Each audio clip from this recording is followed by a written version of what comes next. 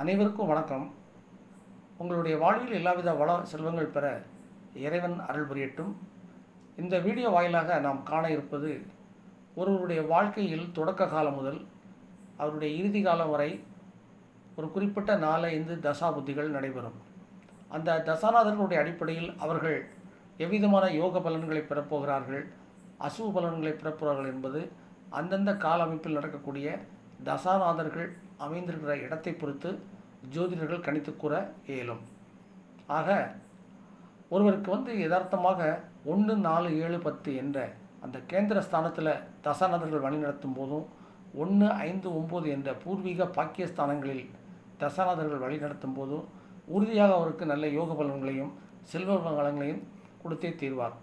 அதற்கு கூடுதலாக 3, 6, 10, 11 என்ற உபஜயஸ்தான அடிப்படையில் தசாநாதர்கள் அமைந்து வழிநடத்தும் போது கூடுதலாக வருமானம் செல்வப்புகளை தருவார்கள். அது எப்படி அப்படின்னா, காலபுருஷ தத்துவப்படி மேச லக்கணத்துக்கு 2ஆம் இடமாக சுக்கிரன் வருவார். அவர் அந்த இடம் என்பது யதார்த்தமாக அமைக்கப்பட்ட 2ஆம் இடம் தனஸ்தானம். அந்த இடத்திற்கு 3ஆம் இடமான உபஜயஸ்தானம் என்பது அதற்கு 2வது கூடுதல் தனஸ்தானமாக வருகிறது. அதுபோல் பூர்வ புண்ணியஸ்தானம் 5ஆம் இடத்திற்கு 6ஆம் இடம் என்பது அதற்கு 2ஆம் இடமாகி கூடுதல் வருமான புகழை தரக்கூடியது. அதுபோல் பாக்கியஸ்தானம் என்று சொல்லக்கூடிய 9ஆம் இடத்திற்கு 10ஆம் இடம் என்பது அதற்கு 2ஆம் இடமாக கர்ம தொழில்ஸ்தானை குறிப்பதனால கூடுதல் பணவரவு புகழ் செல்வாக்கெல்லாம் தரக்கூடியது. 11 என்பது யதார்த்தமாகவே காலவச தத்துவப்படி அது லாபத்தை கொடுக்கக்கூடிய இடமாகும். ஆக இந்த அமைப்பில் கூடுதல் உங்களுக்கு வருமானம், உங்களுடைய புகழ், உங்களுடைய வெற்றிக்கு உறுதுணையாக பக்கபலமாக அமையக்கூடிய இந்த ஸ்தானம் தான் உபஜயஸ்தானம், துணை வெற்றி ஸ்தானம் என்று கூறுகிறோம். ஆக இந்த இடத்துல ஒவ்வொரு தசநாதர்களிலிருந்து தசை நடத்தினால் என்ன விதமான பலன் நீங்கள் அடைவீர்கள் என்பது விளக்கத்தை பார்க்கலாம். அதாவது 3, 6, 10, 11 என்பது பகைவர்கள் அமர்ந்து திசை நடத்தக்கூடிய இடம். கேந்திர கோணம் என்பது சுபர்கள் இருந்து திசை, அதில் போய் பகைவர்கள் இருந்தாங்கன்னா அந்த பலன் நமக்கு கிடைக்காது. இப்போ 3, 6, 10 அப்படிங்கிற ஒரு இடத்த சுட்டி காட்டும் போது இந்த காலபுருஷ தத்துவப்படி மேச லக்கணத்துக்கு 3ஆம் இடம் 6ஆம் இடமும் புதனுடைய வீடு. அவர் செவ்வாய்க்கு பிடிக்காது, அதிகமான ஒரு எதிர்த்தன்மை கொண்ட பகை கிரகம்.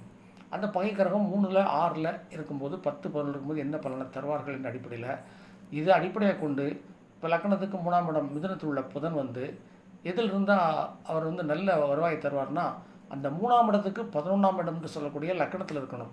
அப்படி லக்கணத்தில் அவர் இருந்து திக்பலமும் பெறுவார். உபஜய ஸ்தானமாக 11ஆம் இடம் வரும்.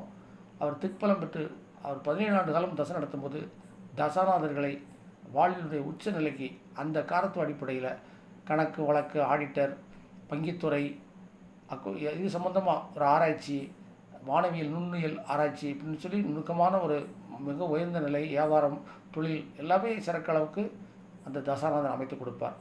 அதுபோல் 6ஆம் இடமான கன்னி வீட்டில் இருக்க புதன் அவர் அந்த இடத்திற்கு 6ஆக வரக்கூடிய லக்கணத்துக்கு 11 இருந்து நடத்தணும். ஏன்னா 6ஆம் இடத்துல ஸ்ட்ரெயிட்டாக அவர் ஆட்சி பெறுவார். ஒரு பாவக்கரம் ஆட்சி பெறுவதை விட அது அந்த இடத்திற்கு 6 என்று மறையக்கூடிய கும்பராசி வரும். அது லக்கணத்துக்கு 11 என்ற உபஸ்தானமாக வர்றதுனால அதிலிருந்து தசை நடத்தும்போது மேற்குறிப்பிட்ட பலன் 2 மடங்கு கூடுதலாக தரும். யதார்த்தமாக ஏற்கனவே உங்களுக்கு உங்கள் ஜாதகத்தில் குரு நல்லா இருப்பார் அப்படிங்கிற பட்சத்தில் உங்களுடைய வருவாய் மேலும் கூடிக்கொண்டே போகும். அதுபோல் 10ஆம் இடம் சொல்லக்கூடிய மகரம், அது சனி பகவானுடைய வீடு, அது ஒரு சரராசி. பொதுவாக யதார்த்தமாகவே காலபுருஷ தத்துவப்படி கர்மக்காரகன், தொழில்காரகன், ஆயுள்காரகன் என்று சனி 10லே ஒரு பாவகரகம், அது ஒரு உச்ச கேந்திர ஸ்தானம். அதில் நின்று அவர் நடத்துவதை விட அந்த 10க்கு 6 என்று சொல்லக்கூடிய கண்ணியில் புதன் வீடு அவருக்கு நண்பர், அந்த இடத்துலேருந்து நடத்தலாம். அப்படி இல்லைன்னா அந்த இடத்திற்கு மகரத்துக்கு 10ஆம் இடமாக வரக்கூடிய ரிஷப வீடு, அவருடைய நண்பர் வீடு, அதில் உச்சம் பெற்று நடத்தலாம். காரணம் லக்னத்துக்கு ஏற்றாப்பில் இருக்கும்போது திக்பலம் வர பெறுவார். ஸோ இந்த மாதிரி இடத்துல சனி நின்று நடத்தும் போது சனி கொடுப்பாரை எவராலும் கெடுக்க முடியாது என்ற ஒரு பழமொழி இருக்குது. அவர் கொடுப்பதை எவரும் கெடுக்க முடியாது. அதே நேரத்தில் அவர் 7 சனி, அஷ்டமச்சனி, ஜென்மச்சனியில் கெடுத்தார்னா அதை எவரும் தடுக்கவும் முடியாது என்ற ஒரு அடைமொழி பழமொழி ஜோதிடத்தில் இருக்குது. ஆகவே இந்த பாவகரமான சனி 10, 11 டேரக்டாக உச்சி பெறுதல் கூடாது. அதாவது உச்சம் வலு, ஆட்சி வலு பெறக்கூடாது. அடுத்து 11 என்ற அந்த லாபஸ்தானத்தில் கும்பம் ராசியில் இருக்கக்கூடிய சனி 11க்கு 12 என்ற 10ஆம் இடத்துல மறைந்து ஆட்சி பெற்று, அதே அவருடைய வீடு தானே, சொந்த வீடு தானே, அந்த இடத்துலேருந்து சரராசியிலிருந்து நடத்தும்போது அது ஒரு ஸ்தானமாக வர்றதுனால சனி பகவானுடைய பலனும் உங்களுக்கு மிக அற்புதமாக இருக்கும். அவர் அள்ளி கொடுக்கும்போது யாராலும் தடுக்க முடியாது. 19 ஆண்டுகால திசை வந்து மிக பிரமாதமாக இருக்கும். ஆக இது மாதிரி உங்களுடைய லக்கணத்துக்கு வந்து 3, 6, 10, 11 உபஜய ஸ்தானத்தில் அந்த பாவக்கிரகங்கள் லக்கணத்துக்கு பகைவரக்கூடிய அபயோகர்கள் இப்படி அமர்ந்து திசை நடத்தினா மட்டும்தான் உங்களுக்கு மிகப்பெரிய யோக பலன் கிடைக்கும்.